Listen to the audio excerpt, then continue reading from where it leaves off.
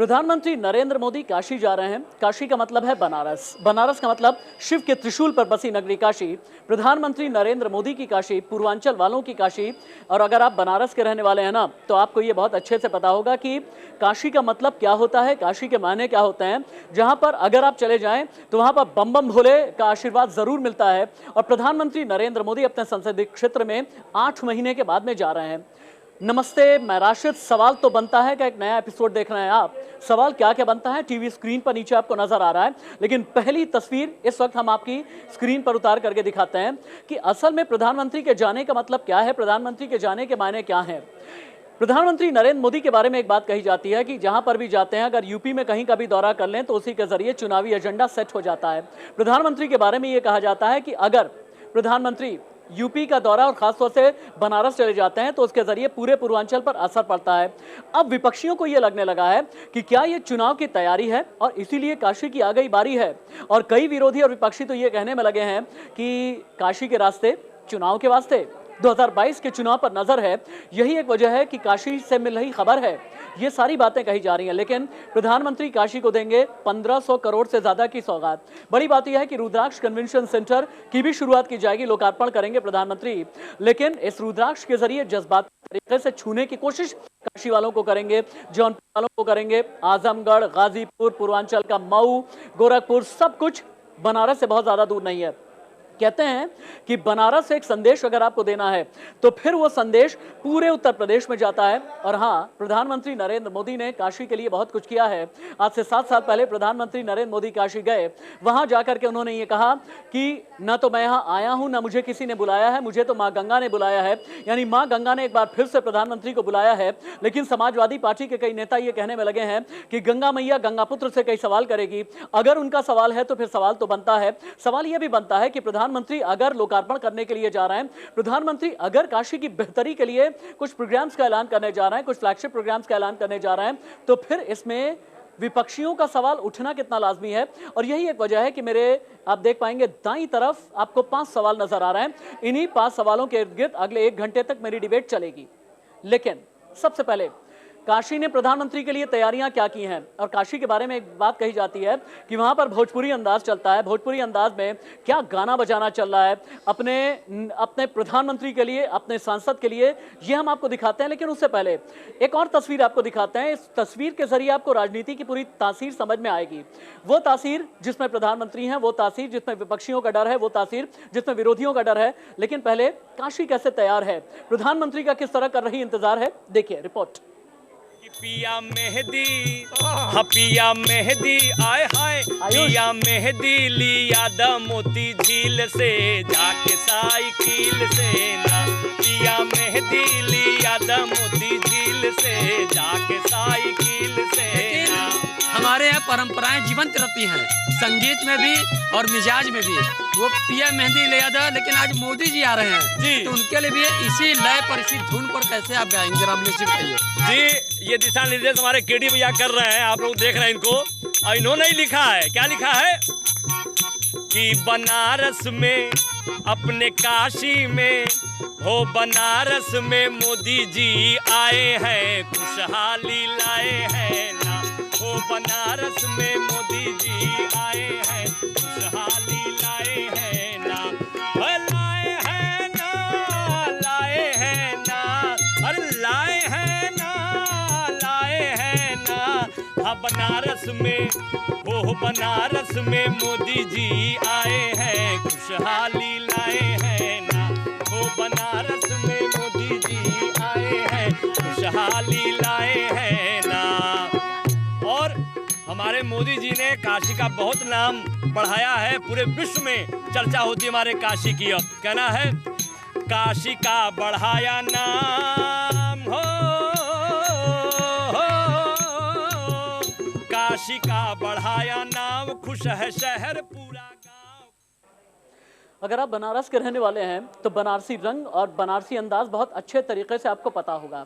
ये अंदाज बहुत बार संगीत की शक्ल अख्तियार करके घाट पर नजर आ जाएगा। आप दशाश्वमेध घाट पर जाएं, आप 80 घाट पर जाएं, ये सब कुछ आपको नजर आ जाएगा। आपने ये एक रंग देखा कि काशी किस तरह से प्रधानमंत्री नरेंद्र मोदी का इंतजार कर रही है। लेकिन जहां पर प्रधानमंत्री आ रहे हैं वहां सियासत भी है। सियासत काशी में है, काशी से लेकर के लखनऊ तक की एक अलग सियासत है। हमने भारतीय जनता पार्टी से बात की और हमने समाजवादी पार्टी से, यानी सत्ता पक्ष और विपक्ष दोनों के साथ में बातचीत की है। और कहां पर सत्ता पक्ष की तरफ से यह कहना है कि प्रधानमंत्री काशी की बेहतरी के लिए जा रहे हैं। इससे पहले भी प्रधानमंत्री 7 साल में कई बार काशी की सुध ले चुके हैं। न जाने कितने ऐसे सांसद रहे हैं जिन्होंने काशी की इससे पहले सुध नहीं ली थी। लेकिन समाजवादी पार्टी को यह लगता है कि नहीं, गंगा मैया सवाल करेगी। सवाल क्या करेगी, इन दोनों को सुने आप, बीजेपी वर्सेस समाजवादी पार्टी। सुनिए। आज बनारस के घाटों की स्वच्छता से लेकर के वहां की सड़कों में जिस तरह के आज परिवर्तन हुए हैं, बिजली में लेकर जिस तरह परिवर्तन हुआ है, लगभग 10,000 करोड़ की परियोजनाएं आज बनारस में चल रही हैं। रुद्राक्ष कन्वेंशन सेंटर का उद्घाटन कर रहे हैं जो जापान के साथ तकनीकी से 186 करोड़ की लागत से बना है। और इससे पहले भी बनारस में कई इस तरह के अलग अलग स्थान स्थापित किए गए हैं जो वहां के कॉर्पोरेट्स को बढ़ाने के लिए प्रयास किया जा रहा है। और बनारस की जो पहचान थी, बनारस की जो कास्ट कलाओं की, शिल्प कलाओं की, जो हस्तकला की जो पहचान थी, बनारस की उस पहचान को विश्वव्यापी स्तर पर एक स्थान देने में प्रधानमंत्री नरेंद्र मोदी जी ने अपना योगदान किया है और आज इसको बनारस के लोग महसूस कर रहे हैं। काश प्रधानमंत्री जी ये बताते कि आपने बनारस को क्योटो बनाने की बात कही थी, कितना बन पाया। आपने कहा था हम स्मार्ट सिटी बनाएंगे देश में, तो उत्तर प्रदेश में कितनी स्मार्ट सिटी बनी है। आपने कहा था उद्योग लाएंगे, कितने उद्योग लेकर के आए हैं। रोजगार देने की बात आपने कही थी, बिजली की बात आपने कही थी। कोरोना में गंगा मैया लाशों से पट गईं, तो गंगा पुत्र ने कुछ अभी तक तो बोला नहीं है, तो हमें उम्मीद है कि कल गंगा पुत्र कुछ बोलेंगे। आज बनारस के अपने डिबेट में इंडिया न्यूज यूपी उत्तराखंड हमेशा एक रिप्रेजेंटेशन देने की कोशिश करता है, लेकिन रोली मिश्रा समाजवादी पार्टी के प्रवक्ता हमारी डिबेट में आने के लिए उन्होंने कमिटमेंट कर दिया, लेकिन अब फोन नहीं उठा रही हैं। रोली मिश्रा जी, अगर आप सुन रही हैं और अगर अखिलेश यादव भी सुन रहे हैं, तो आपसे हम एक ही बात कहना चाहेंगे कि डिबेट से भागने की कोई जरूरत नहीं है। फोन उठाएं, डिबेट का एक प्रोटोकॉल होता है, एक डेकोरम होता है। और अगर आपने ये वादा हमसे किया है कि समाजवादी पार्टी के नेता के तौर पर रोली मिश्रा आप बैठेंगी, तो आपको बैठना चाहिए था, लेकिन आप वक्त पर बैठी नहीं है। और इसीलिए हम एक ही बात कहेंगे कि आप हो सकता है जवाब से भाग रही हैं, या फिर आप सवाल कहीं ऐसा ना हो कि दुखती रग पर हाथ रख दे। और इसीलिए इस सवाल से भागने की रोली मिश्रा कोशिश कर रही हैं। समाजवादी पार्टी से हमें अगले 1 घंटे तक नेता या प्रवक्ता का इंतजार होगा, क्योंकि समाजवादी पार्टी से सीधे तौर पर हमने इन्विटेशन भेजी थी। लेकिन हम आनंद दुबे के पास में चलते हैं। भारतीय जनता पार्टी के नेता आनंद दुबे मेरे साथ में जुड़े हैं। आनंद भाई, हालांकि समाजवादी पार्टी ने मैदान छोड़ दिया है डिबेट से, मैं ये कह सकता हूं, क्योंकि रोली मिश्रा ने कमिटमेंट देने के बावजूद भी फोन नहीं उठाया। मैं बार बार कहूंगा, रोली मिश्रा, मैं अभी भी इंतजार करूंगा आपका, 8 बजे तक इंतजार करूंगा। और ये मेरी अपनी पत्रकारिता है कि मैं चाहूंगा कि अगर आपको रिबट करना है भारतीय जनता पार्टी को, तो आप आए। आनंद दुबे जी, काशी में प्रधानमंत्री नरेंद्र मोदी हैं, काशी में प्रधानमंत्री नरेंद्र मोदी हैं, लेकिन कहा यह जा रहा है कि चुनाव के वास्ते काशी के रास्ते, यही एक वजह है कि काशी याद आ गई है आप लोगों को एक बार फिर। देखिए, वाराणसी से प्रधानमंत्री मोदी जी का लगाव जो है वो कोई छिपा हुआ नहीं है। ये 24वां दौरा है वाराणसी का उनका, जब से वो प्रधानमंत्री पद के उम्मीदवार घोषित किए गए, प्रधानमंत्री बने, और अब ये दूसरा कार्यकाल है। तो कुल मिला के ये 24वां दौरा है। और इतना दौरा देश में किसी भी प्रधानमंत्री ने अपने संसदीय क्षेत्र में नहीं किया है। आप प्रधानमंत्री जी की बात छोड़ दीजिए, मैं कह रहा हूं ये चुनाव की बात छोड़ दीजिए। अखिलेश यादव जी आजमगढ़ से सांसद है समाजवादी पार्टी के, आप बताइए कि वो कितनी बार गए हैं आजमगढ़ में लोग पोस्टर लगा के और उनके फोटो लेके घूम रहे हैं कि भैया यहाँ का सांसद कौन है। मुलायम सिंह यादव मैनपुरी कितनी बार गए। राहुल गांधी जी अमेठी से सांसद रहे, अमेठी के लिए क्या किया, एक बार अमेठी ने उनको हरा दिया, तो आज तक वो अमेठी ही नहीं गए। सोनिया गांधी जी रायबरेली कितनी बार जा रही है। तो जो लोग अपने संसदीय क्षेत्र में जाते ही नहीं है, अपनी जनता का हालचाल नहीं लेते हैं, अपनी जनता के सुख दुख में शामिल नहीं होते हैं, उन लोगों को कोई ना कोई अनर्गल बात करने का आधार तो चाहिए। प्रधानमंत्री मोदी जी नहीं, सबसे बड़ी बात यह है, देखिए आनंद दुबे, मैं तो सवाल करूंगा ही करूंगा, लेकिन मैं साथ ही ये भी कहना चाहूंगा कि समाजवादी पार्टी की नेता प्रवक्ता रोली मिश्रा ने पहले कमिट किया मेरी प्राइम टाइम डिबेट में आने के लिए, लेकिन फिर उन्हें जब ये लगा कि शायद सवाल का जवाब नहीं दे पाएंगी, तब रोली मिश्रा बैकआउट कर गई, अब फोन नहीं उठा रही हैं। रोली मिश्रा को फोन लगाया जाए, मेरी पूरी टीम लगी हुई है कि रोली मिश्रा किसी भी तरह से आए, ताकि अगर काशी पर हम ये डिबेट कर रहे हैं, प्रधानमंत्री पर डिबेट कर रहे हैं, कल को ये ना कहने लगे कि समाजवादी पार्टी वालों को बिठाया नहीं। उन्होंने मेरी टीम से, गेस्ट कोऑर्डिनेशन टीम से मानस को कमिट किया, लेकिन अभी तक नहीं आई है रोली मिश्रा, और इसीलिए हम ये चाहेंगे कि रोली मिश्रा आए किसी भी तरीके से। बनारस से रिपोर्टर को भी पैच किया जाए। आनंद जी अपनी बात आगे बढ़ाएं। लेकिन हाँ आनंद जी, एक बात और कही जा रही है, सुनील साजन कहते हैं कि अगर गंगा काशी जा रहे हैं ना, तो फिर गंगा पुत्र से गंगा मैया सवाल करेगी कि आखिरकार कोरोना काल में इतने शव गंगा मैया में क्यों प्रवाहित हो गए। इसका जवाब क्या है आपके पास? आपको इस बात की अच्छी तरह से जानकारी है और मैं आपको आपने देखा भी होगा कि 2017 के फोटो को जो है वो 2021 में ट्वीट किया गया है, 2018 के फोटो को जो है 2021 में ट्वीट किया गया है। तो कई तरह से गलत भ्रांतियां जो है और गलत तस्वीरों को मॉर्फ करके जो है वो दिखाया गया और भ्रम की स्थिति फैलाई गई। दूसरी चीज जो समाजवादी पार्टी के प्रवक्ता की आप बात कर रहे थे, देखिए कल भी मैं आपके साथ डिबेट में था जनसंख्या नियंत्रण कानून को लेके, और जिस तरह से समाजवादी पार्टी के जो प्रवक्ता थे विवेक साइलर जी जिस तरह से आक्रोशित हो रहे थे, जिस तरह से आरोप लगा रहे थे, जिस तरह से निराधार आरोप लगे, देखिए समाजवादी पार्टी के प्रवक्ता हो या समाजवादी पार्टी के नेता हो, इनके पास जब कहने के लिए कुछ नहीं होता है, कोई तर्क नहीं होता है, तो ये मनगढ़ंत बातें करने लगते हैं। कभी ये एंकर पे आरोप लगा देते हैं। देखिए आरोप लगाने की इनकी पुरानी संस्कृति है, चुनाव आयोग को कटघरे में खड़ा करते हैं, बैलेट नहीं ईवीएम मशीन पे सवाल उठाते हैं। आनंद जी, आरोप लगाना एक अलग बात है, लेकिन भाग खड़ा होना एक अलग बात है। मैंने कहा ना मेरी डिबेट में पहले तो कमिटमेंट, मैं बार बार रोली मिश्रा की बात करूंगा, ये ठीक नहीं है, ये बिल्कुल पॉलिटिकल मैनरिज्म के खिलाफ है और ये डिबेट के डेकोरम के खिलाफ है कि आप एक बार कमिटमेंट दे दें। आप पहले ही कह देती कि नहीं मैं सवाल से बचना चाहती हूं, तो शायद मैं रोली मिश्रा का बार बार यहां पर नाम नहीं लेता। लेकिन रोली मिश्रा ने मेरी गेस्ट कोऑर्डिनेशन टीम के साथ में पहले कमिटमेंट की और ये कहा कि मैं डिबेट में आऊंगी, और डिबेट में हम अभी भी इंतजार कर रहे हैं। और मैं सीधे तौर पर चैलेंज करता हूं रोली मिश्रा को कि आखिरकार आने की आ क्यों नहीं रही हैं? क्या मेरे सवालों से बचना चाहती हैं, या कहीं ऐसा लग रहा है कि कहीं घेर न लिया जाए, या कहीं ऐसा लग रहा है कि काशी के लिए आपने क्या किया, बनारस के लिए क्या किया, पूर्वांचल के लिए आपने क्या किया? मैं सीधे तौर पर समाजवादी पार्टी के नेता प्रवक्ता को इनवाइट करना चाहूंगा। सीधे तौर पर मैं कहता हूं कि अगर अगले 1 घंटे तक समाजवादी पार्टी के नेता प्रवक्ता नहीं आते हैं, कमिटमेंट करने के बावजूद भी नहीं आते हैं, तो मैं यही मानूंगा कि हाँ मेरे सवाल का जवाब देने को तैयार नहीं है, या सवालों से डर लगता है, या सवालों से पीछा छुड़ाते हैं, या सवालों की वजह से बगलें झांकने को मजबूर होते हैं। आनंद दुबे अपनी बात आगे बढ़ाएं। मैंने कहा ना गंगा में जो शव प्रवाहित हुए उसका जवाब आप लोग क्या देंगे? जी मैं बता रहा हूं कि जो पुरानी तस्वीरें थी उनको ट्वीट किया गया, पुरानी तस्वीरों को जो है इंटरनेट पर चलाया गया, सोशल मीडिया पर चलाया गया और सरकार की छवि को खराब करने की कोशिश की गई। देखिए मैं आपको बता रहा हूं कि कोरोना से उत्तर प्रदेश में कुल 22,000 मौतें हुई हैं जब से कोरोना का आंकड़ा आया है, ठीक है। और कोरोना, जबकि उत्तर प्रदेश की जनसंख्या जो है करीब 24-25 करोड़ के आसपास है, इससे कम जनसंख्या दिल्ली में है, वहां ज्यादा मौतें हुई है। महाराष्ट्र में जो 1,20,000 मौतें हुई है। तो आपको मैं ये बताना चाहता हूं कि पूरी तरह से सरकार ने कोरोना में बेहतर नियंत्रण किया, बेहतर जो है नीति का परिचय दिया और सुविधाओं का परिचय दिया। लेकिन कहते हैं बेहतर नीति और सुविधाओं का परिचय दिया है, काम कर लेते हैं। पंकज के पास चलते हैं। ग्राउंड जीरो से इंडिया न्यूज संवाददाता पंकज चतुर्वेदी भी मेरे साथ में जुड़े हैं। पंकज, काशी को किस तरह से प्रधानमंत्री नरेंद्र मोदी का इंतजार है और बनारस में इंतजाम क्या किए गए हैं? खासतौर से मैं रुद्राक्ष कन्वेंशन सेंटर को लेकर के बात करूंगा। बीएचयू प्रीमाइस में जिस तरह का प्रोग्राम है, बीएचयू किस तरह से इंतजार कर रहा है? 6,000 लोगों से प्रधानमंत्री सीधा संवाद करेंगे। ये 6,000 लोग अपने प्रधानमंत्री से क्या क्या सुनना चाहते हैं?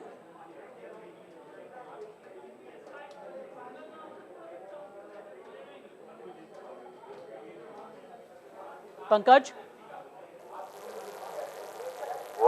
और वो उनके संग संवाद करेंगे। उसके अलावा जो एमसीएच विंग है उसका भी उद्घाटन करना है पीएम मोदी को। और साथ में बताते चलो, जो रुद्राक्ष के बारे में बात करूं तो रुद्राक्ष जब शिंजो आबे आए थे बनारस में पीएम मोदी के साथ में, उस समय ही इसकी रूपरेखा तैयार हुई थी और जापान के पूर्णतः सहयोग से 186 करोड़ की लागत से वो जो रुद्राक्ष बन के तैयार है और वो हाईली इक्विप्ड है, फुली जिसे कह सकते हैं अत्याधुनिक तरीके से। आनंद दुबे के पास फिर से चलते हैं। आनंद जी, रुद्राक्ष कन्वेंशन सेंटर का तो प्रधानमंत्री उद्घाटन कर ही रहे हैं, लेकिन कहा यह जा रहा है कि रुद्राक्ष सीधे तौर पर एक सनातन परंपरा को मानने वाले के दिल के साथ में जुड़ा हुआ होता है। रुद्राक्ष को प्रभु शिव का आशीर्वाद कहा जाता है, केदार का आशीर्वाद कहा जाता है। रुद्राक्ष कन्वेंशन सेंटर, रुद्राक्ष के साथ में प्रधानमंत्री का संबंध, और कहने वाले ये भी कह रहे हैं कि रुद्राक्ष को भी आप लोग पॉलिटिकली इनकैश करने की कोशिश करना है। जवाब दें। नहीं, देखिए मैं आपको बताऊं कि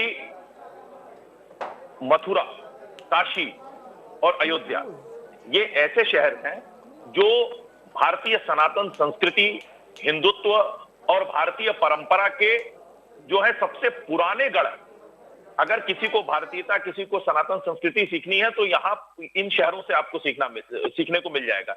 लेकिन आपने देखा कि पिछली सभी सरकारों ने इन तीनों शहरों की उपेक्षा की, काशी की और अयोध्या की तो सबसे ज्यादा उपेक्षा की गई। और उसका एक कारण था कि अगर काशी में पौराणिक स्थानों को, पौराणिक जो जगहें हैं या जो उसकी संस्कृति है, अगर उसके लिए हम कार्य करेंगे तो एक धर्म विशेष में गलत मैसेज जाएगा, एक धर्म विशेष जो है इससे नाराज होगा। और इसीलिए चाहे वो समाजवादी पार्टी की सरकार रही हो या इसके अलावा जो और पिछली सरकारें रही हो, उन्होंने काशी का, अयोध्या का और मथुरा का उपेक्षा किया। और वहां पर समाजवादी पार्टी के समय में तो ये स्थिति थी कि वहां पर बिजली भी कम आती थी, सड़कें बेहद खराब थी, जाम लगता था, मतलब मूलभूत सुविधाओं की भी जो है बात नहीं की गई। पौराणिक स्थानों को तो छोड़ दीजिए, लेकिन मैं आपको बताना चाहता हूं कि उन्होंने इस विजन से कभी सोचा ही नहीं कि अगर इन शहरों को, इनके पौराणिक स्थलों को, इनकी सभ्यताओं को, इनकी संस्कृतियों को और डेवलप किया जाए तो ये आर्थिक शक्तिपीठ बन सकते हैं, ये हमारे इकोनॉमी के लिए कितने फायदेमंद साबित हो सकते हैं। आज आप देखिए पूरा जम्मू। संघ विचारक अरविंद पांडे भी मेरे साथ में है। आनंद दुबे जी आप रुके। संघ विचारक अरविंद पांडे जी भी मेरे साथ में हैं। अरविंद पांडे जी, प्रधानमंत्री नरेंद्र मोदी का काशी दौरे में रुद्राक्ष कन्वेंशन सेंटर का उद्घाटन करना, कहने वाले ये कह रहे हैं कि पूर्वांचल के 24 से 27 जिलों को सीधे तौर पर प्रधानमंत्री साधने की कोशिश करेंगे। ऐसे में संघ विचारक की हैसियत से आप क्या देखते हैं, क्योंकि संघ ने भी जमीन पर रह करके पूर्वांचल में बहुत काम किया है।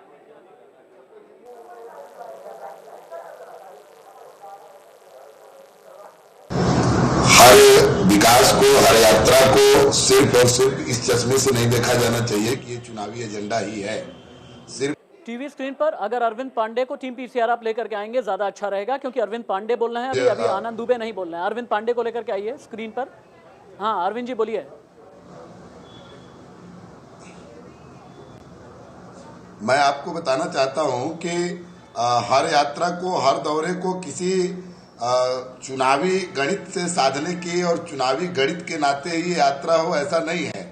माननीय मोदी जी देश के प्रधानमंत्री के तौर पे अपने संसदीय क्षेत्र में जितनी बार आए और यहाँ के लोगों को चाहे सड़क अनुसंधान जैसी बड़ी व्यवस्था देने की बात हो, चाहे चावल अनुसंधान जैसी किसानों को बड़ी व्यवस्था देने की बात हो, या यहाँ के सांस्कृतिक, पारंपरिक सांस्कृतिक और सांस्कृतिक राजधानी के नाते काशी में आज जो रुद्राक्ष कन्वेंशन सेंटर देने की बात हो, या किसी भी तरीके से यहाँ की जनता से सीधे जुड़कर उनकी समस्याओं का सरोकार रखने की बात हो, माननीय प्रधानमंत्री जी बराबर काशी आते रहते हैं और आने का उसका एक आशा है अपने संसदीय क्षेत्र के लोगों के चेहरे पे खुशियां देखना और उनको खुशियां देना और उनकी खुशियों में शरीक। आनंद दुबे जी, प्रधानमंत्री नरेंद्र मोदी काशी आ रहे हैं, आप मेरी डिबेट में बैठे हैं। योगी आदित्यनाथ एक सीएम के तौर पर, सबसे मजबूत सीएम के तौर पर अपने आप को साबित कर चुके हैं। वजह क्या है? रोली मिश्रा ने डिबेट की शुरुआत में रोली मिश्रा क्यों नहीं आई? आपको क्या लगता है, क्या कोई डर है? 20 मिनट गुजर चुके हैं लेकिन अभी तक डिबेट में रोली मिश्रा नहीं आई है। समाजवादी पार्टी वालों को आखिरकार काशी के दौरे से, प्रधानमंत्री के दौरे से डर क्यों लगता है? समाजवादी पार्टी की बात जो मैं आपको बताऊं, ये लोग सिर्फ और सिर्फ घटिया आरोपों की राजनीति करते हैं। आरोप लगाना और भाग जाना, आरोप लगाना और भाग जाना, जवाब नहीं देना, ये इनकी पुरानी संस्कृति है। और इसी वजह से रोली मिश्रा जी भी आज डिबेट से भाग गई हैं। या समाजवादी पार्टी का कोई भी प्रवक्ता जो है आपके शो में बैठने की हिम्मत नहीं जुटा पा रहा, क्योंकि आप स्पष्ट और तीखे सवाल सभी से पूछते हैं, वो चाहे भारतीय जनता पार्टी का हो या समाजवादी पार्टी का हो या कांग्रेस का हो। लेकिन जो लोग तथ्यों के साथ, तर्कों के साथ और आंकड़ों के साथ बात करते हैं वो तो शो में बैठते हैं, लेकिन जो लोग सिर्फ आरोप लगाते हैं, जो लोग सिर्फ झूठ बोलते हैं, वो आपके शो से भाग रहे हैं। अब देखिए, उन्होंने झूठे आरोप लगा दिए। समाजवादी पार्टी के लोगों ने प्रधानमंत्री मोदी के इस दौरे को जो है पूर्वांचल और चुनाव से जोड़ दिया। आप बताइए, 24वां दौरा है प्रधानमंत्री मोदी जी का। प्रधानमंत्री मोदी जी कभी इस बात का इंतजार नहीं करते हैं कि मैं अपने संसदीय क्षेत्र तब जाऊं जब चुनाव हो। मुश्किल यह है ना, लेकिन आनंद दुबे जी, लेकिन मुश्किल यह है कि अगर मैं सवाल करूं तो किससे करूं? मैंने कहा ना कि समाजवादी पार्टी वाले को आना था। समाजवादी पार्टी की नेता प्रवक्ता रोली मिश्रा नहीं आई, अभी तक भी नहीं आई। मैं बार बार एक ही चीज कहूंगा, रोली मिश्रा जी, अगर आपको डर लगता है बस इतना कह दीजिए कि सवाल से आपको बचना है। अगर समाजवादी पार्टी के नेता प्रवक्ता को डर लगता है कि तीखे सवाल का सामना नहीं करना है, तो बेहतर यह होगा कि चुनाव से पहले आप ये क्लियर कर दें कि मीडिया का सामना आप लोग नहीं करेंगे। अगर आपने कमिटमेंट करने के बावजूद भी अगर आप डिबेट में नहीं आए या फिर नहीं आई, ससम्मान आपसे ये कहना चाहूंगा, क्या ये आपका डर है? क्या दुखती रग पर हमने हाथ रख दिया? क्या प्रधानमंत्री नरेंद्र मोदी अगर काशी आ रहे हैं तो काशी के 24वें दौरे से क्या डरे हुए हैं आप? अगर डरे हुए हैं तो सीधे तौर पर आप बताइए। और डिबेट में कब आना है कब नहीं आना है, चूज करना है या नहीं करना है, पिक एंड चूज लेकर के चलना है या फिर नहीं, इसे बिल्कुल क्लियर करके अगर समाजवादी पार्टी रखेगी ज्यादा अच्छा होगा। मेरा सवाल अखिलेश जी से है, मेरा सवाल रामगोपाल यादव से है, मेरा सवाल रोली मिश्रा से है, मेरा सवाल समाजवादी पार्टी से है, मेरा सवाल समाजवादी पार्टी के जितने भी नेता प्रवक्ता हैं उनसे है। और अगर आपको लगता है कि आकर के आप जवाब दे सकते हैं, अगर जवाब देने का दम रखते हैं, तो मेरी डिबेट में आइए। मैंने कहा है आपसे रात 8 बजे तक मैं इंतजार करूंगा, जब तक आप नहीं आते हैं तब तक ये डिबेट जारी रहेगी। और अगर कमिटमेंट के बावजूद नहीं आए, मैं एक ही बात कहूंगा कि डिबेट से आपने बैक ऑफ किया है, आप डर गए प्रधानमंत्री नरेंद्र मोदी के काशी दौरे से, 24वें दौरे से आपको डर लगता है। और यही एक वजह है कि आपको सिर्फ और सिर्फ एक एजेंडा पॉलिटिक्स के तहत चलना है। और यही एक वजह है कमिटमेंट के बाद आप डिबेट में नहीं आए हैं। कमिटमेंट के बावजूद अगर डिबेट में नहीं आए हैं तो ये आपके इंटेंट पर सवाल है, ये आपकी हिम्मत पर सवाल है। एक ही बात हम कहेंगे। आनंद दुबे जी। देखिए, मैं यही बताना चाह रहा था कि पिछली जो भी सरकारें रही हैं उन्होंने इन पौराणिक स्थलों की, इन सांस्कृतिक केंद्रों की उपेक्षा की। आज देखिए, आप जम्मू कश्मीर चलिए, वैष्णो देवी का मंदिर है, एक बहुत बड़ा तबका जो है वो उस मंदिर की वजह से जो है आर्थिक चक्र से जुड़ा हुआ है और उनका जीवन यापन वहां चल रहा है। इसी तरह आप जो है जम्मू कश्मीर में दूसरा ले लीजिए केदारनाथ, इसके अलावा आप तिरुपति बालाजी ले लीजिए, इसके अलावा अन्य भी शिरडी साई बाबा। एडिटोरियल टीम से मेरी ये गुजारिश, आनंद भाई, एडिटोरियल टीम से मेरी ये गुजारिश है कि समाजवादी पार्टी के नेता प्रवक्ता जितने भी हैं, चाहे वो राष्ट्रीय स्तर के हैं चाहे वो राज्य स्तर के हैं, उन्हें कनेक्ट करने की कोशिश की जाए। रोली मिश्रा आखिरकार क्यों नहीं आई हैं, कमिटमेंट के बाद भी क्यों नहीं आई हैं, फोन उन्होंने उठाना क्यों छोड़ दिया है, प्रधानमंत्री नरेंद्र मोदी पर जब हम डिबेट कर रहे हैं, यूपी पर हम डिबेट कर रहे हैं, फोन उठाना क्यों छोड़ा है, तुरंत ही पूछा जाए और समझा जाए। ठीक है, आनंद दुबे जी अपनी बात आगे बढ़ाएं। आनंद दुबे जी एक बात बताइए, आनंद जी एक बात बताइए, सुनिए ना मेरी बात सुनिए। अभी भी जो आपने कहा ना कि 24 अलग अलग दौरे, प्रधानमंत्री ने कई अलग अलग दौरे किए हैं काशी के, उनमें 8,238 करोड़ रुपए काशी के लिए एलोकेट किए गए। 136 परियोजनाएं यानी 136 प्रोजेक्ट्स अभी भी अंडर कंस्ट्रक्शन में है। कुछ नए प्रोजेक्ट का फिर से आप लोग लोकार्पण करने जा रहे हैं, शिलान्यास करने जा रहे हैं, ये क्या बात हुई? पहले अभी वाले मौजूदा पूरे तो कीजिए। जी, पिछली जो परियोजनाएं चल रही हैं उन सबकी डेडलाइन 2022 है और 2022 से पहले वो परियोजनाएं बन जाएंगी। आप राकेश भाई, आप वाराणसी गए होंगे, आपके जो रिपोर्टर है उनसे पूछिए कि वाराणसी की सड़कों की क्या हालत थी। आज वाराणसी की सड़कें चमचमा रही हैं, कई जगह सड़कों पर काम चल रहा है। वाराणसी, मैं उसी काशी क्षेत्र का ही रहने वाला हूँ, वाराणसी की सड़कों पर जब हम चलते थे तो तार ऐसे लटके रहते थे जैसे लगता था कि सर को छू जाएंगे, लेकिन आज वाराणसी में कहीं भी आपको खुला तार नहीं मिलेगा, सारे तार जो है अंडरग्राउंड कर दिए गए। इसके अलावा जब हम वाराणसी शहर से एयरपोर्ट के लिए जाते थे तो इतना जाम लगता था, लेकिन एयरपोर्ट तक जो है कॉरिडोर बना के जो उस जाम को खत्म किया गया है। वाराणसी में रिंग रोड बनाई गई है। इसके अलावा हेल्थ सेक्टर में बनारस में बहुत काम हुआ है। इसके अलावा अनुसंधान कई केंद्र खोले गए हैं, वहां पर जो है हस्तशिल्प से जुड़े जो लोग हैं उनके लिए अलग केंद्र खोला गया है।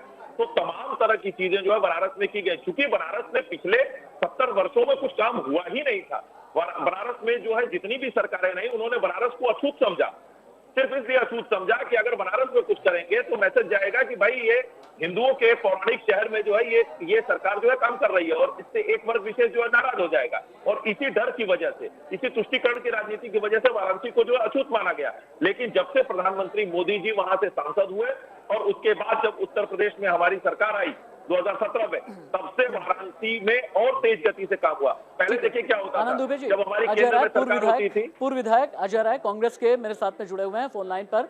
हालांकि हमने कोशिश की है समाजवादी पार्टी वालों को अपने साथ में जोड़ने के लिए, लेकिन समाजवादी पार्टी से कोई भी जुड़ नहीं रहा है। और इसीलिए हम ये बात कह रहे हैं कि इंटेंशनली शायद ऐसा किया जा रहा है कि डिबेट को किस तरह से डिरेल किया जाए। एक तो वो बात होती है कि हमने डिबेट में बुलाया नहीं, हमने रोली मिश्रा को बुलाया, रोली मिश्रा आई नहीं, रोली मिश्रा अपीयर हुई नहीं, और इसीलिए हम एक ही सवाल कर रहे हैं कि समाजवादी पार्टी वालों को डर क्यों लगता है। लेकिन अजय राय मेरे साथ में जुड़ गए हैं। अजय राय जी, प्रधानमंत्री नरेंद्र मोदी का काशी दौरा, लगभग 5 घंटे प्रधानमंत्री रहेंगे, ये 24वां दौरा है, 1500 करोड़ से ज्यादा की सौगात देंगे, रुद्राक्ष कन्वेंशन सेंटर का लोकार्पण शिलान्यास लोकार्पण करने जा रहे हैं प्रधानमंत्री। किस तरीके से आप देखते हैं, और प्रधानमंत्री ने काशी की दशा और दिशा कितनी बदली है, और इसकी वजह से बीजेपी वाले ये कह रहे हैं कि पूर्वांचल में भारतीय जनता पार्टी बहुत मजबूत हो गई है, क्या जवाब है आपका? अजय राय जी, अजय जी आवाज आ रही है? अजय राय जी, ठीक है, एक काम कर लेते हैं, अरविंद जी के पास में चलते हैं। अरविंद पांडे, संघ समर्थक मेरे साथ जुड़े हैं। अरविंद जी, क्योंकि आप लोग विचारधारा के लिहाज से, राष्ट्रवाद के लिहाज से बनारस ही नहीं बल्कि पूरे पूर्वांचल में काम किया करते हैं भारतीय जनता पार्टी को मजबूत करने के लिए। प्रधानमंत्री का आना सांस्कृतिक मजबूती के नजरिए से कितना ज्यादा इंपॉर्टेंट है ये 24वां दौरा, क्योंकि रुद्राक्ष कन्वेंशन सेंटर का लोकार्पण भी प्रधानमंत्री करने जा रहे हैं।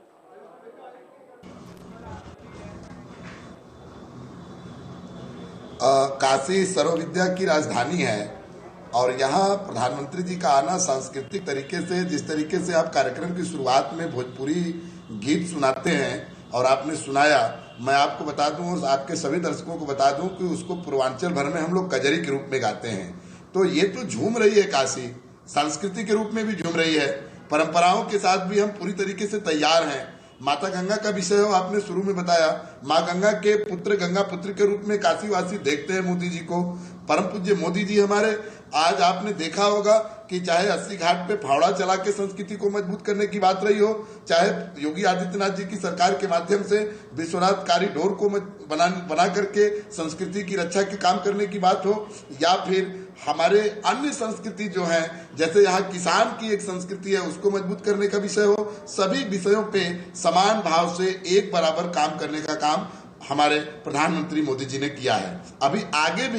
अभी आगे भी बहुत सारी चीजें ऐसी होनी हैं जो बाकी हैं। जैसा कि मैं देख रहा हूं लगातार कि कभी कांग्रेस के किसी नेता को, कभी सपा के किसी नेता को जोड़ने की बात कह रहे हैं, तो इनके न आने के पीछे का कारण भी आप पूछे हमसे पहले के जो लोग अपना विचार रख रहे थे, और आपने कहा कि वो डिबेट में हिस्सा नहीं लेना चाहते हैं।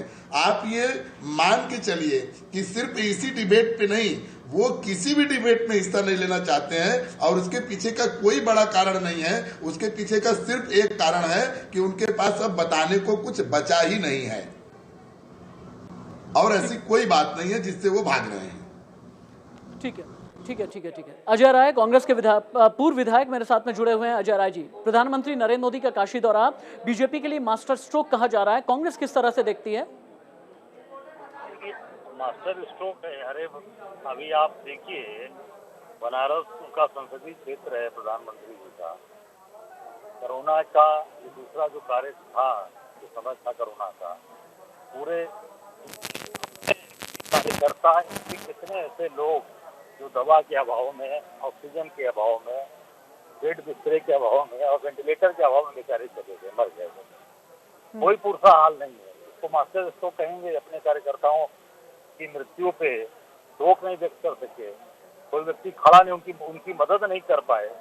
मैं समझता हूँ ये तो पूरी तरीके से जो इनका दौरा है, ये पूरी तरीके से केवल चुनावी दौरा है। विधानसभा 2022 का चुनाव है, उसकी तैयारी के लिए केवल बड़ी बड़ी झूठी बातें करने आएंगे। पुरानी जो भी चीजें आप देख लें, आपको बता रहा हूँ, बंदरगाह, बनारस में बंदरगाह का उद्घाटन हुआ था, याद होगा आप लोगों को, 2019 चुनाव लोकसभा के पहले। एक भी वहां से जहाज का हल्दिया से आना जाना बनारस नहीं हुआ। हजारों करोड़ की योजना सफेद हाथी की तरह खड़ी है, आप उसे देख सकते हैं। इन्होंने एक CFC बनाया, वो एक क्या बोलते हैं उसको, लालपुर में, वो पूरी तरीके से सैकड़ों करोड़ रुपए लग के वो खड़ी है, उसकी कोई काम नहीं है। सारी चीजें बेकार पड़ी है, केवल और केवल बड़ी बड़ी बात करने के लिए और जनता को झूठ बोलने के लिए लोग आ रहे हैं। और 2022 का चुनाव, उत्तर प्रदेश का चुनाव साधने के लिए। ठीक है। आनंद दुबे जी, जवाब दें। अजय राय का ये कहना है कि आप लोगों की जितनी भी परियोजनाएं हैं सिर्फ और सिर्फ सफेद हाथी जैसी हैं, यानी खाने वाले दांत कुछ और, दिखाने वाले कुछ और। मैं अजय राय जी को बताना चाहूंगा कि अजय राय जी उसी बनारस में रहते हैं और सच्चाई को देखकर भी आंख बंद किए हुए हैं। अजय राय जी को अच्छी तरह से पता है कि प्रधानमंत्री मोदी जी के बनारस आने से पहले और प्रधानमंत्री मोदी जी के प्रधानमंत्री बनने से पहले बनारस की क्या स्थिति रही है। इनकी पार्टी की भी सरकार बनारस में रही है और उन्होंने बनारस के लिए क्या काम किया, ये अजय राय जी ज्यादा बेहतर बता सकते हैं। बनारस की कोई भी सड़क चलने लायक नहीं हुआ करती थी। बनारस में इतना जाम लगता था, इलाहाबाद की तरफ से जब भी कोई गाड़ी आती थी तो उसको बनारस शहर के अंदर से होकर जाना पड़ता था। आज रिंग रोड बनने की वजह से अगर उसे किसी दूसरे जिले में जाना है तो वो बाहर निकल जाती है। इसके अलावा एयरपोर्ट जाने में इतना वक्त लगता था, इतना जाम लगता था जिसकी कोई सीमा नहीं है। लेकिन आज आप बनारस शहर से निकलिए और एयरपोर्ट पहुंचने में आपको 15 से 20 मिनट का समय लगता है। इसके अलावा बिजली वहां नहीं आती थी, आज बिजली की कितनी बढ़िया सुविधा है। इसके अलावा घाटों का मरम्मत किया गया है, हस्तशिल्प केंद्र खोला गया है, तमाम तरह की चीज है। बीएचयू में सुविधाओं का अभाव था, बीएचयू में बेड बढ़ाए गए, बीएचयू में अलग अलग डिपार्टमेंट खोले गए, बीएचयू में जो है तमाम तरह की सुविधाएं बढ़ाई गई। तो अजय राय जी को अगर कोई चीज नहीं दिखती है तो ये उनकी समस्या है। अजय राय जी, यहाँ पर बैठे हुए आनंद दुबे का ये कहना है कि काशी का कायाकल्प प्रधानमंत्री नरेंद्र मोदी ने कर दिया सांसद बन जाने के बाद, लेकिन आप लोगों को नजर नहीं आता, या फिर आप लोग देखना नहीं चाहते। इससे पहले अगर काशी का कोई विधायक रहा या फिर वहां से जो भी सांसद आता था, बहुत बार सुध लेने के लिए नहीं आते थे, दिल्ली में बैठ जाते थे, बनारस में आकर के लड़ते थे। मैं सिर्फ और सिर्फ कांग्रेस के ही लोगों की बात नहीं कर रहा, मैं भारतीय जनता पार्टी वालों की भी बात कर रहा हूं। प्रधानमंत्री अपने बिजी शेड्यूल से अगर 24 बार पिछले 7 साल में जा चुके हैं तो क्या इसमें गलत क्या है। और आज की तारीख में आप देख लें, बनारस से लेकर के जो जौनपुर तक का हाईवे है, जौनपुर की तरफ निकलता हुआ हाईवे है, उस हाईवे को आप देख लें, बाबतपुर के आसपास का इलाका आप देख लें, सिगरा के आसपास देख लें, गोदौलिया के आसपास देख लें, घाटों की सफाई को आप देख लें, गंगा की सफाई को आप देख लें। काशी का कायाकल्प हुआ है, इस तरह की बातें बीजेपी वाले बोल रहे हैं, लेकिन आप लोगों को नजर नहीं आता। जवाब दें अजय जी।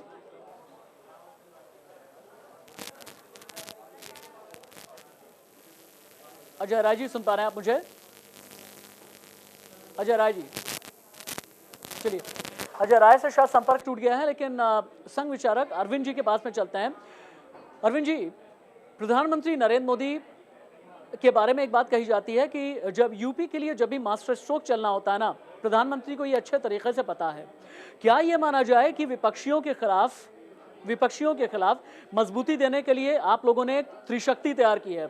ये त्रिशक्ति प्रधानमंत्री के तौर पर है, यूपी के सीएम योगी आदित्यनाथ के तौर पर है और संघ के तौर पर भी है।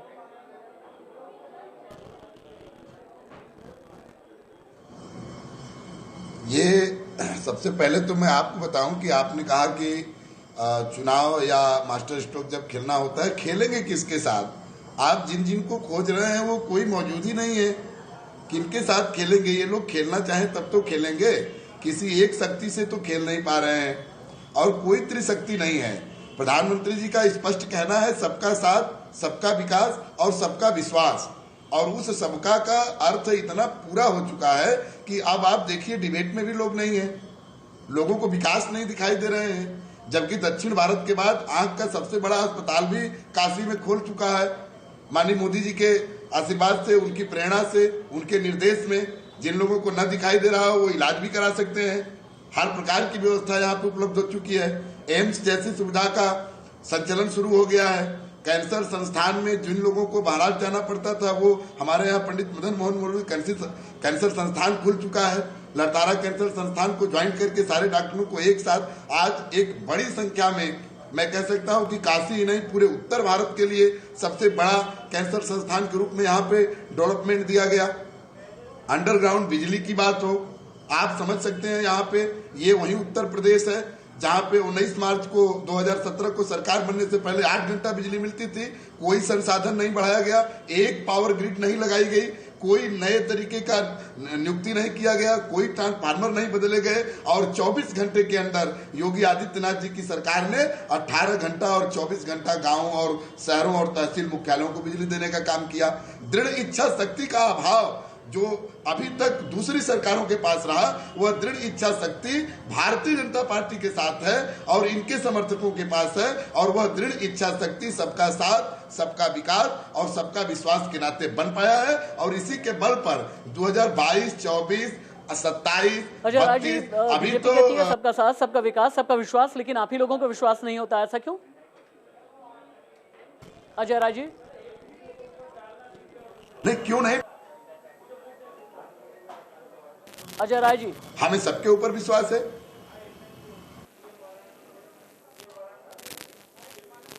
अजय राय जी की आवाज आ रही है आपको? चलिए, अजय राय जी के को दोबारा से कनेक्ट करने की कोशिश कर ले, लेकिन 1 मिनट के लिए मैं फिर से एक बात कहना चाहूंगा।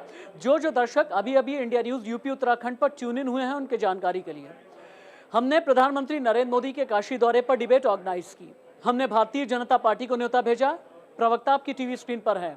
हमने संघ विचारक को न्योता भेजा, प्रवक्ता आपकी टीवी स्क्रीन पर है। हमने एक मौलाना को न्योता भेजा, मौलाना डर करके भाग खड़े हुए नहीं आए। मौलाना से भी ये कहना चाहूँगा, मौलाना का नाम है मौलाना नती इत्तकाफ, उन्होंने कमिटमेंट की नहीं आए। और सबसे बड़ी बात यह है, समाजवादी पार्टी की बड़ी नेता है रोली मिश्रा। पिछले लगभग 35 मिनट से मैं उनका इंतजार कर रहा हूं, विनम्र विनती उनसे कर रहा हूं कि मेरे डिबेट में आए, आकर के समाजवादी पार्टी का पक्ष रखें। डिबेट में नहीं आई। क्या ये माना जाए कि ये समाजवादी पार्टी का बैक ऑफ है? क्या ये माना जाए कि समाजवादी पार्टी को सवाल से डर लगता है? क्या ये माना जाए कि रोली मिश्रा कमिटमेंट के बावजूद अगर नहीं आई हैं तो फिर उन्हें ये लगा कि कहीं ऐसा ना हो कि बगलें झांकनी पड़ जाएं? कहीं ऐसा तो नहीं कि इस पार्टी को ये लगने लगा कि भारतीय जनता पार्टी की मजबूती की वजह से कुछ सवाल ऐसे ना आ जाएं जो चुभने वाले हो जाएं? कहीं ऐसा नहीं इन लोगों को ये लगा कि कहीं मैं रिवर फ्रंट को लेकर के कोई सवाल ना कर लूं? कहीं ऐसा तो नहीं कि मैं किसी स्कैम को लेकर के सवाल कर लूं? कहीं ऐसा तो नहीं मैं एक्सप्रेसवे की क्वालिटी को लेकर के सवाल कर लूं या काशी को लेकर के सवाल कर लूं? वो काशी जिसे क्योटो बनाने का सपना देखा तो कितनी बार गया, लेकिन इसे फलीभूत करने के लिए, इसे इंप्लीमेंट और एग्जीक्यूट करने की अगर किसी ने कोशिश की, प्रधानमंत्री नरेंद्र मोदी ने, तो फिर उस पर सवाल उठाए गए। आनंद दुबे, मैं फिर से एक ही सवाल करूंगा कि आखिरकार समाजवादी पार्टी को डर किससे लगता है? बीजेपी से, प्रधानमंत्री मोदी से, योगी आदित्यनाथ से, या संघ से, या फिर आपसे? देखिए, समाजवादी पार्टी को अपने कुकर्मों से डर लगता है और अपनी नाकामियों से डर लगता है। समाजवादी पार्टी अगर आज इस डिबेट में बैठती तो मैं भी उनसे सवाल करता, आप भी उनसे सवाल करते और उनसे ये पूछा जाता कि भाई जब आपकी पार्टी की सरकार रही तो आपने वाराणसी के लिए क्या किया? आज आप वाराणसी पे सवाल उठा रहे हैं, आपने वाराणसी के लिए क्या किया? मैं कहता हूं राशिद जी, बाकी चीजों को छोड़ दीजिए, बाकी चीजों में तो पैसा लगता था, सड़क बनाने में पैसा लगेगा। बनारस से चंद किलोमीटर के फासले पर आजमगढ़ है, आजमगढ़ में चुनाव लड़ करके जीते भी जी। और आजमगढ़ में वो एक बार गए हैं, सिर्फ एक बार गए हैं, आज तक गए ही नहीं। तो मैं आपको बताना चाहता हूं कि ये उनसे पूछा जाएगा। अच्छा, एक बात बताइए, चलिए एक अलग मसला है। आनंद दुबे जी, एक बात और बताइएगा, प्रधानमंत्री का आना और प्रधानमंत्री के बारे में ये बात कही जाती है कि कहीं से भी होकर के गुजरते हैं ना, चुनावी एजेंडा सेट कर देते हैं प्रधानमंत्री। क्या काशी के जरिए आप लोगों की नजर, कल जो भी काशी का दौरा प्रधानमंत्री का है उसके जरिए आपकी नजर जौनपुर, आजमगढ़, गाजीपुर, बलिया, मऊ, गोरखपुर, देवरिया, इन सभी इलाकों पर है? प्रधानमंत्री मोदी जी को इतने जो संक्षिप्त दायरे में जो है देखने की कोशिश नहीं होनी चाहिए। प्रधानमंत्री मोदी जी जहां भी जाते हैं उनका ऐसा हो रहा है कि लोग उनसे जुड़ते हैं, लोग उनसे प्रभावित होते हैं। आज पूरी दुनिया में प्रधानमंत्री मोदी जैसा कोई नेता नहीं है और इस बात को पूरी दुनिया महसूस कर रही है, इस बात को पूरी दुनिया कह रही है। और अगर प्रधानमंत्री के जाने से भारतीय जनता पार्टी को फायदा होता है तो इसमें कोई दोष नहीं है। हम अगर जाएंगे, हम अपनी कार्य करेंगे, हम अपनी नीतियों को लेकर, अपने कार्यों को लेकर जब आगे बढ़ेंगे तो जनता हमें स्वीकार करेगी। और यही वजह है कि लगातार जो है हमारा विजय रथ बढ़ता जा रहा है। अब लगातार जो है हम एक मिनट रुक जाइए, आप रोली मिश्रा आ गई हैं। रोली मिश्रा समाजवादी पार्टी के प्रवक्ता मेरे साथ में आ गई हैं, 7:37 पर आई हैं, यानी मेरी डिबेट लगभग कंक्लूडिंग पार्ट की तरफ बढ़ गई है। रोली जी, हुजूर आते आते इतनी देर क्यों कर दी?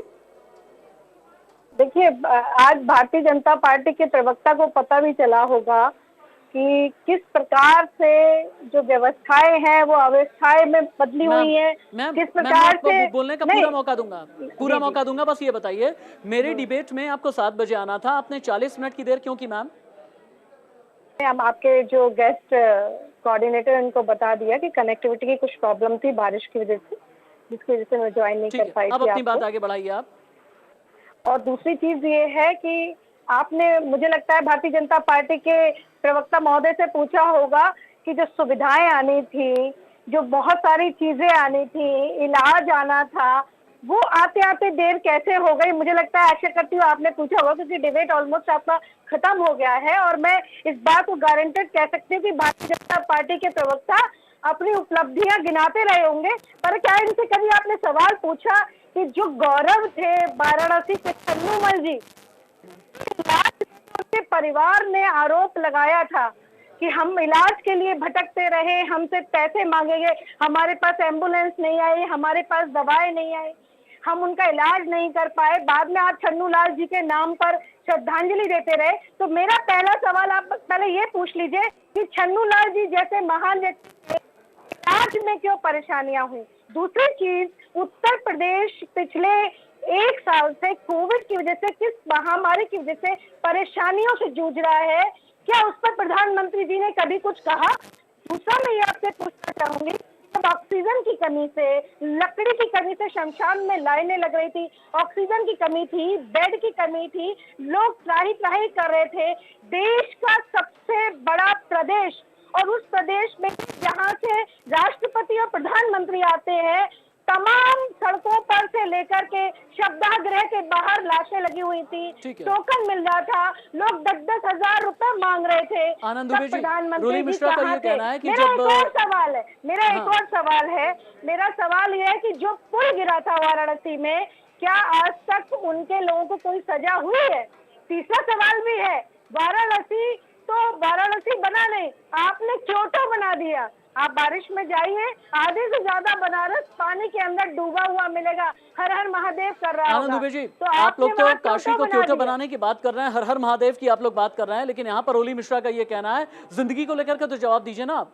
बनारस के लोगों की जिंदगी बचाने के लिए कोई आगे नहीं आया। बनारस में जब लाशों की कतार लगी हुई थी तब कोई आगे नहीं आया।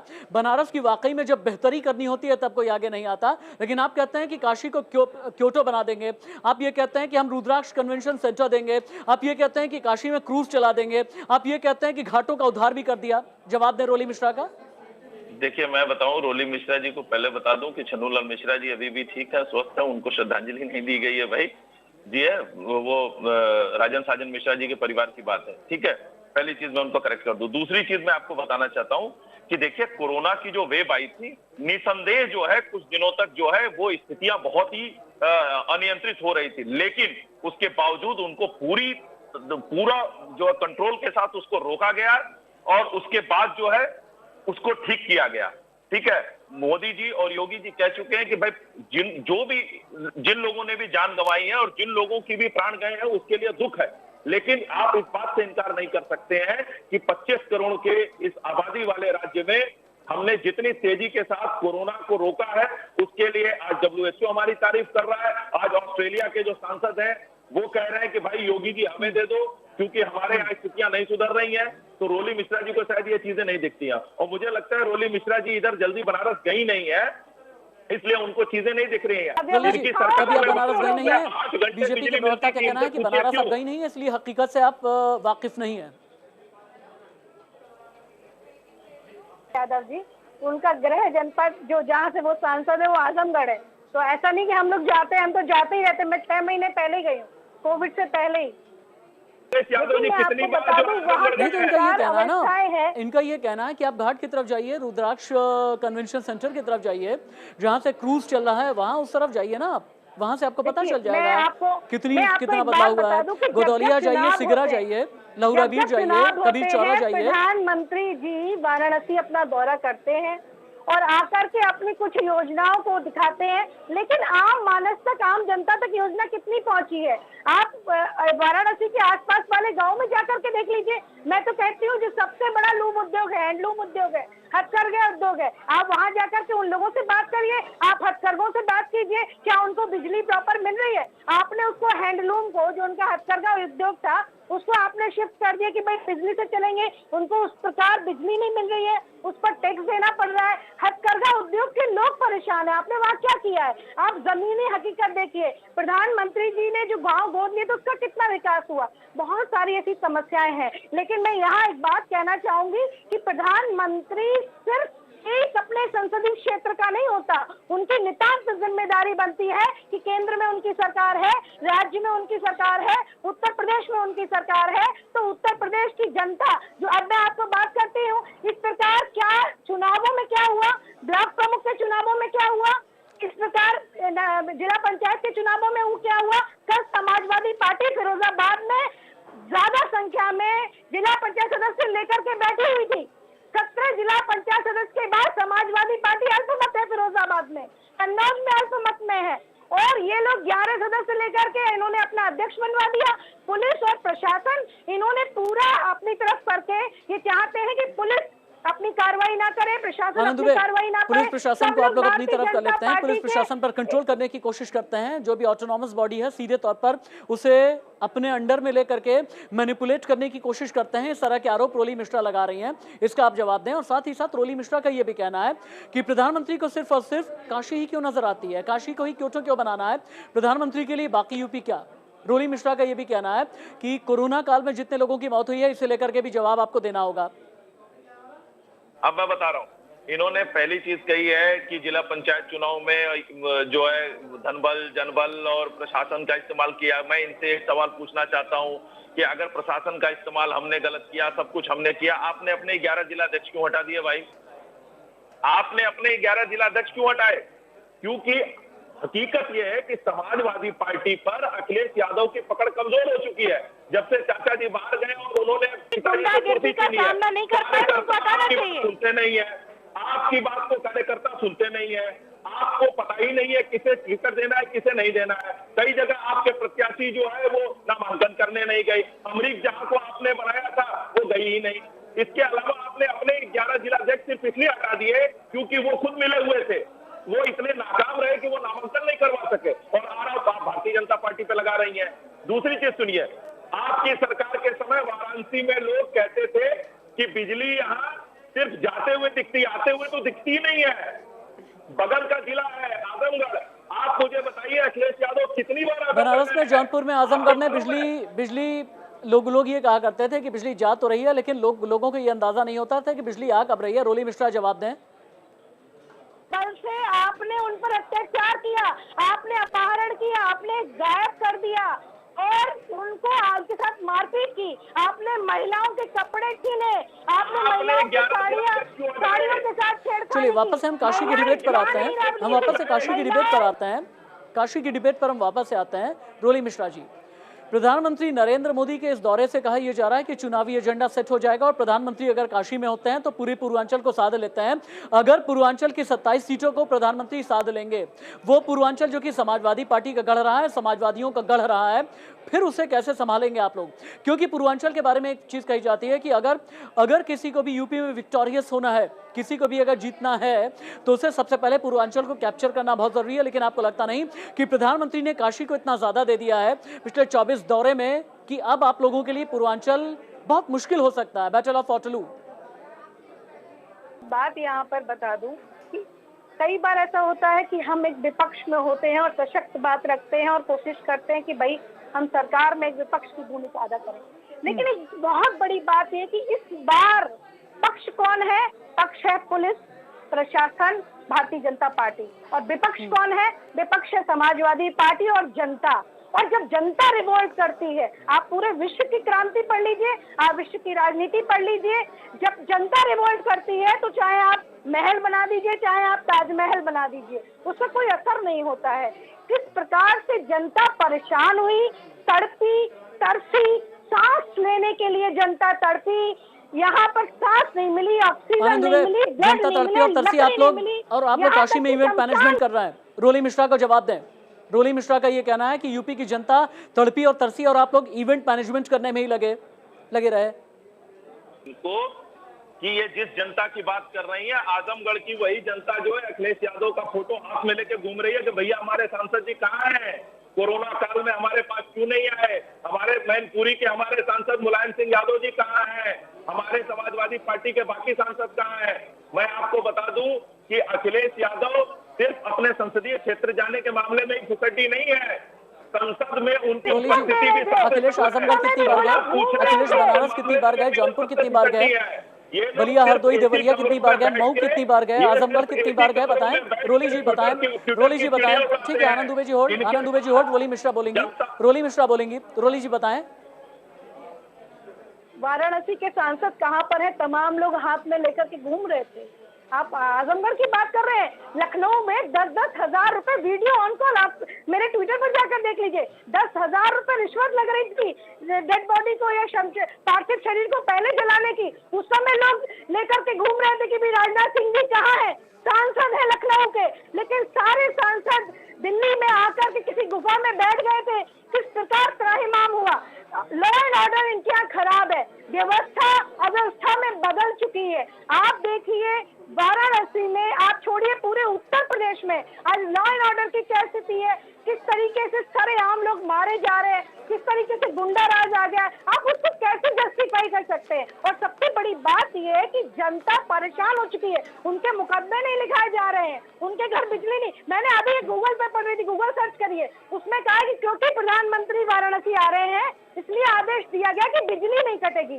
इसका मतलब कि प्रधानमंत्री जब नहीं आते हैं तो बिजली कटती होगी वहाँ पर। बिजली की समस्याओं से जूझ रहा है हथकरघा। ये लीजिए आनंद दुबे, ये तो नया खुलासा कर दिया रोली मिश्रा ने। रोली मिश्रा का ये कहना है कि प्रधानमंत्री आते हैं तो बिजली आती है, प्रधानमंत्री जाते हैं तो बिजली जाती है।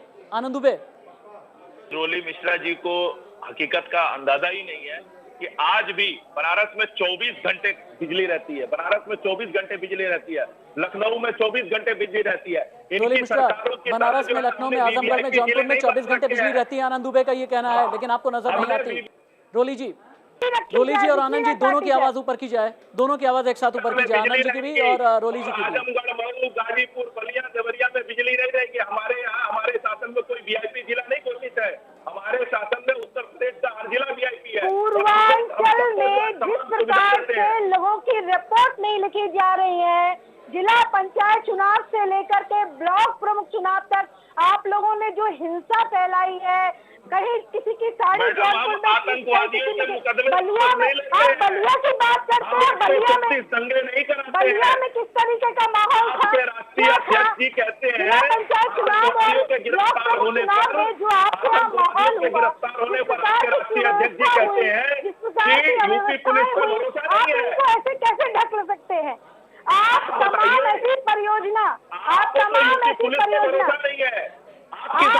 करिए आनंद भाई, मैंने आपसे पिछले डिबेट में पूछा था कि आप उत्तर प्रदेश सरकार के 5 काम गिना दीजिए। आप मुझे 5 काम नहीं गिना पाए थे, याद करिए। चलिए मैं ठीक है, आप रोली जी सुनिए, आज आपने 5 पूछे हैं, आपने 5 पूछे, मैं 10 काम गिनाता हूँ। आपने सिर्फ फीते का फीता काटा, आपने सिर्फ उद्घाटन का उद्घाटन किया। जो समाजवादी पार्टी सरकार में मेट्रो बनी थी, आपने कितनी मेट्रो बना दी मुझे बता दीजिए। आपने कितनी मेट्रो बनाई, आपने कितने विश्वविद्यालय बना दीजिए, आपने कौन कौन से रोड आगरा यमुना, आगरा लखनऊ एक्सप्रेसवे की तरह बना दी। आप 5 काम नहीं गिना पाए थे, वो रोली जी उद्घाटन कर रहे हैं। रोली जी अब मेरी एक बात सुनिए, रोली जी अब आप मेरी एक बात सुनिए और आनंद दुबे जी अभी मेरी एक बात सुनिए, क्योंकि मैं खुद भी पूर्वांचल का रहने वाला हूँ और बचपन से लेकर के अभी अब तक पूर्वांचल को मैंने जिया है। जौनपुर को, बनारस को, आजमगढ़ को, बलिया को, मऊ को, देवरिया को, मुगल सराय वगैरह मैं सब कुछ बहुत अच्छे तरीके से जानता हूँ और करीब से जानता हूँ। मैं जानती हैं आप रोली जी, बनारस एक ज़माने में जाना होता था ना तो डग्गामार गाड़ियां भी जो होती थी वो खटारा हो जाया करती थी, अच्छी अच्छी गाड़ियां डग्गामार हो जाती थी। बनारस से लेकर के अगर जौनपुर निकलते हुए आपको इलाहाबाद की तरफ निकलना था या फिर रायबरेली की तरफ निकलना होता था तो गाड़ी फिर सड़कों का क्या हाल था शायद आपको भी अंदाजा होगा रोली जी, अगर ईमानदारी से आप देखने की कोशिश करेंगी। अगर आप बनारस चले जाते थे वहां पर जाम से इस तरह से जूझना पड़ता था। अगर आप घाट चले जाते थे समझ में नहीं आता था कि ये घाट है या फिर क्या पीकदान बना करके लोगों ने रखा है। दशाश्वमेध घाट से लेकर के 80 घाट तक किस तरह से बेहतरी की गई है, शायद हमें ये भी देखना चाहिए। रोली जी ठीक है आप सवाल उठाएं, ठीक है आप कोरोना को लेकर के सवाल उठाएं, लोकतांत्रिक वैल्यूज को लेकर के आप सवाल उठाएं, लेकिन बेहतरी तो हुई है ना मैम। देश के प्रधानमंत्री गुजरात छोड़ करके जब वाराणसी आते हैं और कहते हैं कि मैं ना यहाँ आया हूँ ना मैंने सोचा था, मुझे तो गंगा मैया ने बुलाया है, तो अगर उस गंगा मैया का घाट भी 8 साल में नहीं बना पाएंगे तो उससे ज्यादा शर्मनाक और चिंतित स्थिति तो कोई नहीं होगी। अयोध्या में अगर आप राम मंदिर बना रहे हैं, करोड़ों अरबों रुपए का चंदा आपने ले लिया है उत्तर प्रदेश की जनता से, तो अगर आपने वहाँ उत्तर प्रदेश आनंद दुबे रोली मिश्रा ये कहना चाहती हैं कि आपको काशी नजर आती है, आपको अयोध्या नजर आता है, आपको मंदिर नजर आता है, आपको घाट नजर आते हैं, लेकिन आम आदमी की जिंदगी जो अस्पताल में दम तोड़ती है वो आपको नजर नहीं आता। ये रोली जी का कहना। आनंद दुबे जी जल्दी रिबट करें। देखिए इनके समय में उत्तर प्रदेश में सिर्फ 10 मेडिकल कॉलेज से भी कम थे। आज की डेट में उत्तर प्रदेश में 30 मेडिकल कॉलेज है, 2 एम्स बनाए गए हैं। ये लोगों की बेहतरी के लिए ही है। उत्तर प्रदेश में बड़े पैमाने पर ऑक्सीजन प्लांट लगाने का काम किया जा रहा है। इनके समय में तो अस्पतालों में दवाई नहीं मिलती थी, सामान्य बीमारी की दवाई नहीं मिलती थी। इनके समय में ना कोई ऑक्सीजन प्लांट लगाया गया, ना ही मेडिकल कॉलेज बनाए गए। ये लोग आम लोगों की बात क्या करेंगे? इनके समय में सिर्फ जो है सड़कों का, स्वास्थ्य का, शिक्षा का पैसा जो है वो नेताओं की जेब में जाता था, घोटाले होते थे। ठीक है, हम लोगों का एक नारा था, दवा शिक्षा सस्ती होगी, और हमने मुफ्त नारा दिया। मैंने कुछ समय पहले मैं डिबेट में बैठी थी, दुबे भाई हमारे 5 काम गिना ही नहीं पा रहे थे, बहुत परेशान थे। पूरा 20 मिनट में इनसे 5 काम पूछती रही। मैंने इनसे बताया जब हमने लैपटॉप बांटा तो आपने इस कोरोना कोविड काल में जब बच्चे सरकारी स्कूल के घर पर है, आपने क्यों नहीं लैपटॉप बांटा? जबकि आपके घोषणा पत्र में लैपटॉप था। आपने क्यों नहीं दूसरी मेट्रो बनाई? बनारस में कौन सी मेट्रो बन गई? कानपुर में कौन सी मेट्रो बन गई? जो मेट्रो हमने बनाई। दुबे जी, अरविंद पांडे जी, बहुत बहुत शुक्रिया आपका मेरे डिबेट में रहने के लिए। मैम, मेरे डिबेट का वक्त ओवर हो गया, लेकिन यहाँ पर सवाल बनता है, जहाँ पर काशी के क्योटो बन जाने का सवाल होगा, वहाँ पर सवाल ये बनेगा कि हाँ, प्रधानमंत्री ने अगर 24 दौरे किए हैं, 24 दौरे में लगभग 9,000 करोड़ से ज्यादा की सौगात काशी को दी है, तो फिर इससे विपक्षियों को डर क्यों लगता है? प्रधानमंत्री नरेंद्र मोदी अगर बनारस आने वाले हैं, बनारस के जरिए क्या पूर्वांचल को साध पाएंगे प्रधानमंत्री? ये भी सबसे बड़ी बात है। प्रधानमंत्री नरेंद्र मोदी हालांकि इससे पहले जब भी बनारस गए हैं, हालात बहुत अलग से रहे, तब कोरोना का काल नहीं था, और सबसे बड़ी बात यह है कि वहां पर यूपी में चेहरे के तौर पर सिर्फ और सिर्फ प्रधानमंत्री का चेहरा ही भारतीय जनता पार्टी ने आगे रखा। लेकिन आज की तारीख में एक मजबूत और व्यक्तित्व और मजबूत नेतृत्व है योगी आदित्यनाथ का। क्या ये दोनों ही मिलकर के, यानी प्रधानमंत्री नरेंद्र मोदी, योगी आदित्यनाथ और संघ की ये त्रिशक्ति, इस त्रिशक्ति के जरिए भारतीय जनता पार्टी 2022 की चुनावी वैतरणी फिर से पार करेगी? क्या काशी है बहाना, चुनाव है असली निशाना? और अगर काशी के जरिए चुनावी वैतरणी पार करनी है, क्योंकि काशी में कहते हैं कि गंगा की लहरें अपनी दिशा बदल लिया करती हैं, यहां से दिशा और दशा क्या चुनाव की तय होने जा रही है? यह सबसे बड़ा सवाल है। एक ब्रेक, कहीं मत जाइएगा। नमस्ते।